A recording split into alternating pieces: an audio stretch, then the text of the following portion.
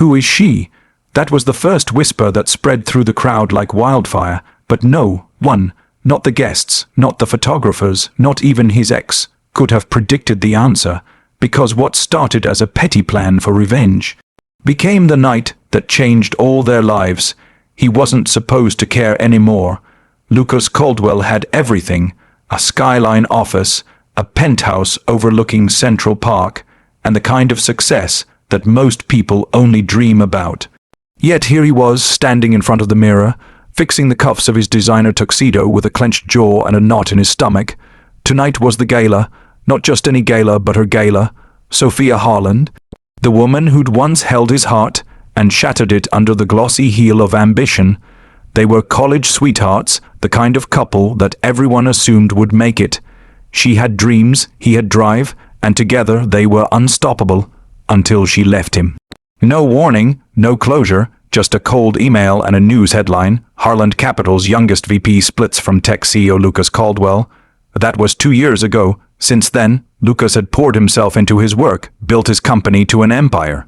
He hadn't seen her since, but tonight, at the Harland Foundation Gala, he'd finally face her, and he needed a date. Not just any date, a date that would make Sophia wonder if she had made the biggest mistake of her life. But instead of calling one of his high society connections, Lucas did something wild, reckless. He walked into a little cafe in Brooklyn, picked the first woman he saw reading a book in the corner, and asked her if she'd pretend to be his girlfriend for one night. Her name was Ellie. Let me get this straight, she said, pushing her glasses up her nose a half-drunk coffee in front of her. You want me, a complete stranger, to put on a ball gown and pretend to be your date at a billionaire's gala, just to make your ex jealous? Lucas, still wearing his suit from the boardroom, gave a small nod. Why me? He looked at her. Ellie looked. She was beautiful, but not in the way magazines dictate. There was something in her eyes, unfiltered curiosity, fierce intelligence, and a kind of quiet self-assuredness that made him pause. Because, he said, you're the first person I've seen today who looks like she knows who she is. Ellie raised an eyebrow. Okay, Shakespeare, what's the catch? I'll pay you whatever you want. You just have to come, smile, make some conversation, and then disappear from my life forever. She laughed, but she said yes. The night of the gala, when Ellie stepped out of the car in a midnight blue dress that hugged her figure and sparkled under the chandeliers, the room stopped. Sophia saw them before they even reached the ballroom. Lucas, tall and powerful in his tailored tux, his arm wrapped protectively around a woman no one had ever seen before. A woman who didn't look like she came from their world, yet walked like she owned it. People whispered, speculated. Who is she? Is she a model, an heiress, an actress? But Ellie just smiled, shook hands, and when someone tried to dismiss her as just a pretty face, she quoted Tolstoy and corrected their mispronunciation of a French wine. Lucas watched it all with something unexpected blooming in his chest: pride, admiration, and something dangerously close to longing. As the night wore on, their act became less of an act. Lucas found himself leaning in closer, his hand lingering on the small of her back. Ellie laughed genuinely at his dry humor, and somewhere between toasts and dancing, they forgot the original plan, until Sophia approached.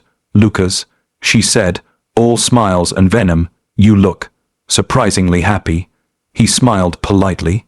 I am. Sophia turned to Ellie. And you are. Ellie held out her hand, calm and unshaken. I'm the woman who makes him laugh again. There was a beat of silence, then Sophia scoffed, eyes narrowing. Be careful, he doesn't do well with real emotions. Everything's just business to him. Ellie didn't flinch. She looked at Lucas for a long moment, then turned back. Maybe that's true, but tonight, he's not faking it, and neither am I.